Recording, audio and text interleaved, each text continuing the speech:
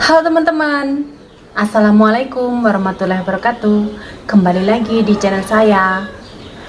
Oke teman-teman, hari ini saya tidak bikin konten masak-masak,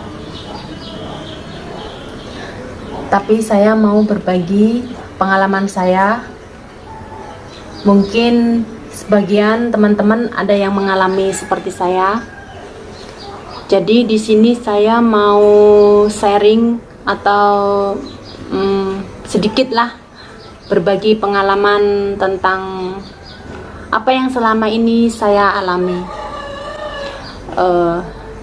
Sebelumnya saya minta maaf banget sama teman-teman jika penyampaianku nanti ini kurang berkenan atau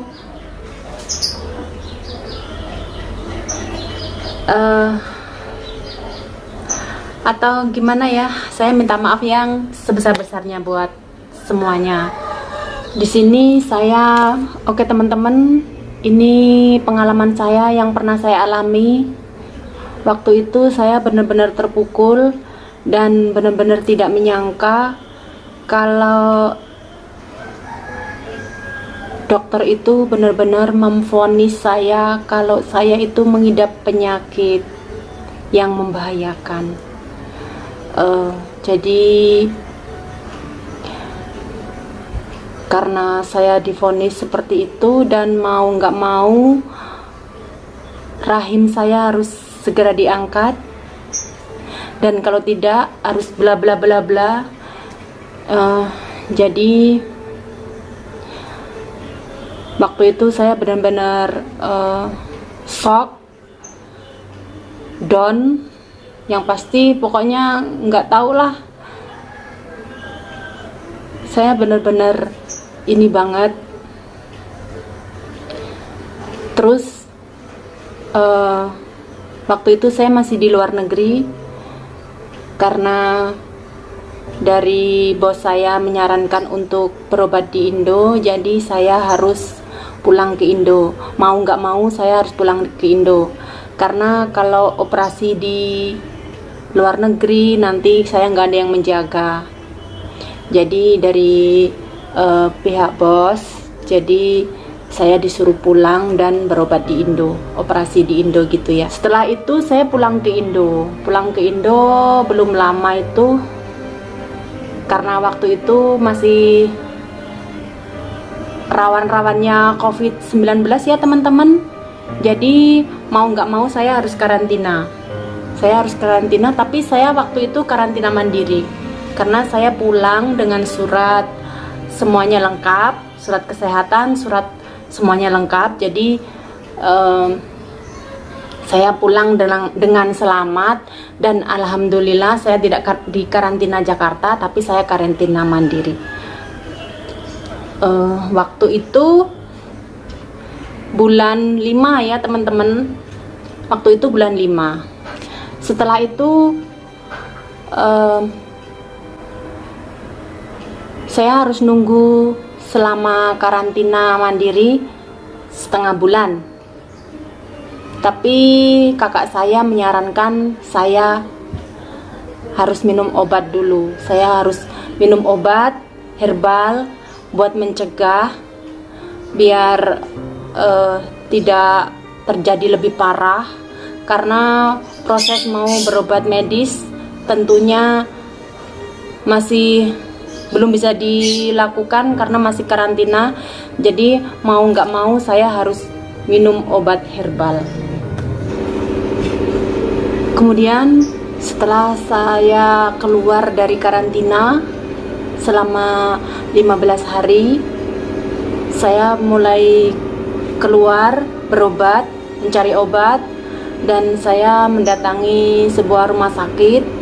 Tapi ada salah satu rumah sakit itu yang menolak saya karena saya dari luar negeri. Padahal saya sudah di karantina, saya sudah keluar, saya sudah bebas karantina. Jadi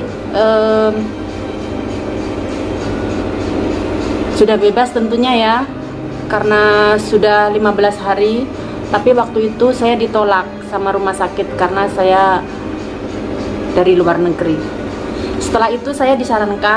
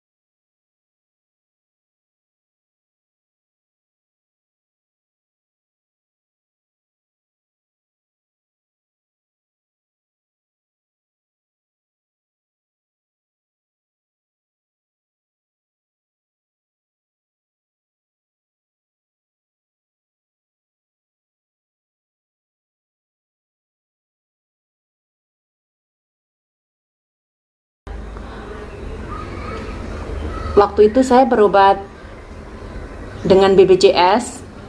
Waktu itu saya menggunakan kartu BPJS. Setelah itu dokter menyarankan saya harus operasi di lain rumah sakit. Karena kalau operasi di situ, di rumah sakit di situ, alatnya nggak komplit. Katanya harus nanti kalau ke rumah sakit lagi harus operasi lagi. Jadi dokter itu menyarankan saya harus pergi ke rumah sakit yang lain atau satunya. Maksudnya yang alatnya komplit gitu. Setelah itu lain hari saya ke rumah sakit yang satunya. Kemudian setelah saya nyampe ke rumah sakit yang ketiga, itu saya sudah ketemu nih sama dokternya ya. Sudah dibilangin kalau mau dioperasi gitu. Tapi tepatnya tanggalnya atau bulannya belum tahu ya teman-teman. Karena waktu itu kan COVID-19, jadi agak lambat penanganannya. Jadi jadwal saya itu jatuh bulan 12. Bulan 12. Jadi penanganan saya itu jatuh bulan 12. Operasinya masih bulan 12. Kan otomatis gimana ya, masa penyakit harus tunggu lama-lama sampai bulan 12, kan kita bingung. Mau nggak mau kita terpaksa harus nunggu bulan 12. Karena terhalang oleh COVID. Waktu itu penanganan operasinya juga lambat karena COVID-19. Kata dokternya juga dalam waktu 1 minggu itu cuman 1 orang. Jadi mau nggak mau saya harus nunggu sampai bulan 12. Harus nunggu beberapa bulan.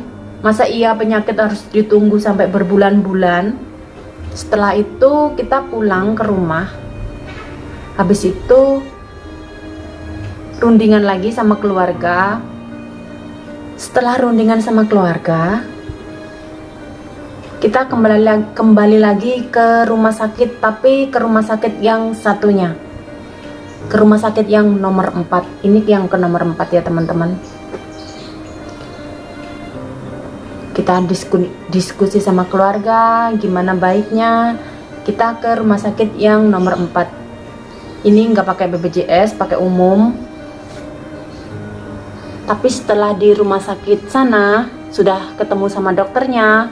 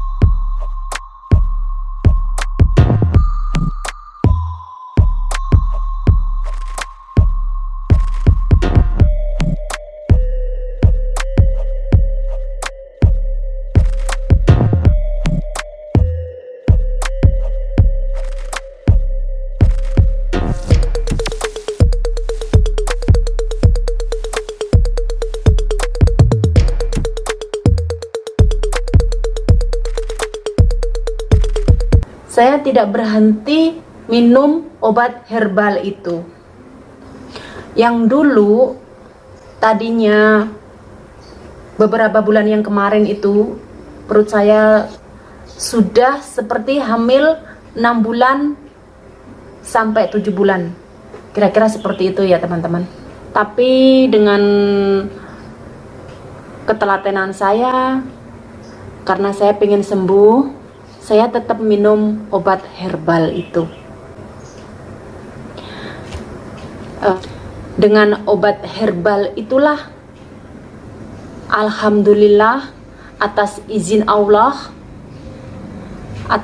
Allah, penyakit saya, benjolan saya itu berangsur-angsur mengecil.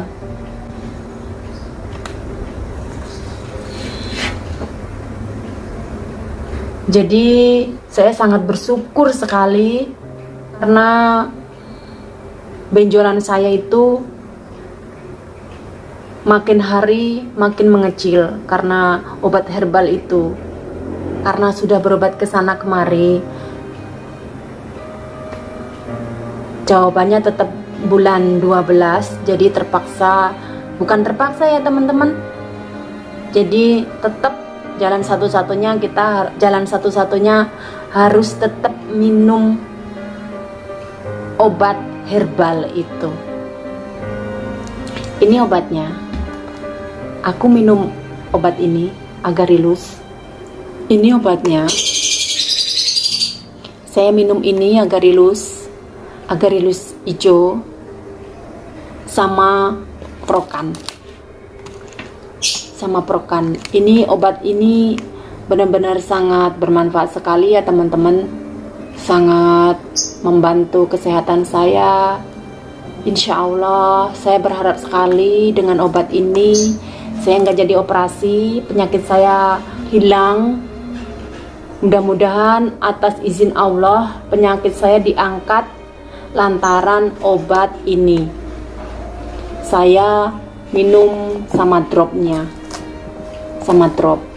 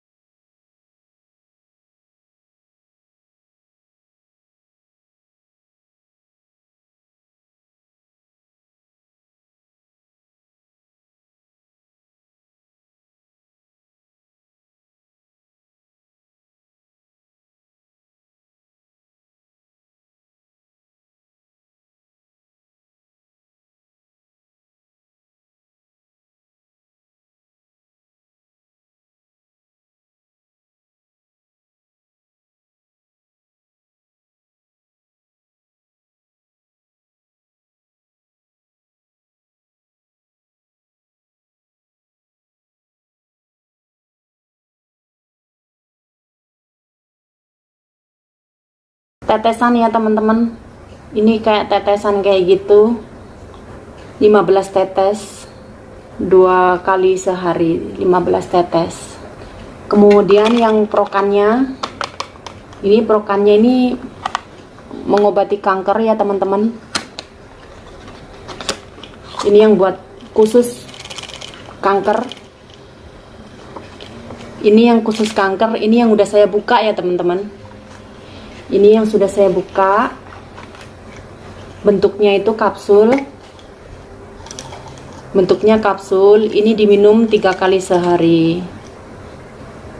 Minumnya 2 kapsul 3 kali sehari ya teman-teman. 3 kali sehari. Kemudian yang agarilusnya hijau ini 2 seloki. Minumnya 2 seloki. Seperti ini. Ini 2 seloki, 2 seloki ini. Ini air ya teman-teman. Ini yang khusus buat membunuh akar-akar kanker. Ini yang khusus membunuh akar-akarnya kanker. Akar kanker bisa dibunuh dengan obat herbal ini, asal kita telaten, kita istiqomah, insya Allah penyakit itu sembuh atas izin Allah. Mudah-mudahan cocok. Jadi kita nggak perlu dioperasi sampai nunggu nanti bulan 12. Oke teman-teman, sampai di sini sharingku kali ini. Buat teman-teman yang sependerita dengan saya, yang mempunyai keluhan, yang mempunyai penyakit seperti saya, mudah-mudahan penyakitnya diangkat oleh Allah Subhanahu wa Ta'ala, sehat kembali, sembuh kembali seperti semula, bisa bekerja lagi, bisa aktivitas kembali. Buat teman-teman, buat semuanya, saudara-saudara saya yang sependerita dengan saya, mudah-mudahan cepat sembuh. Semangat, jangan menyerah, karena apapun itu penyakitnya pasti ada obatnya. Asal kita telaten, kita sabar, kita istiqomah, kita berdoa, mudah-mudahan penyakit itu diangkat oleh Allah Subhanahu wa Ta'ala. Amin ya rabbal alamin. Oke teman-teman, sampai di sini sharingku hari ini. Terima kasih sudah menyimak. Semoga ini semua bermanfaat. Semangat. Buat teman-teman yang mengalami sakit seperti saya, semoga cepat sembuh. Semangat. Jangan menyerah. Assalamualaikum warahmatullahi wabarakatuh.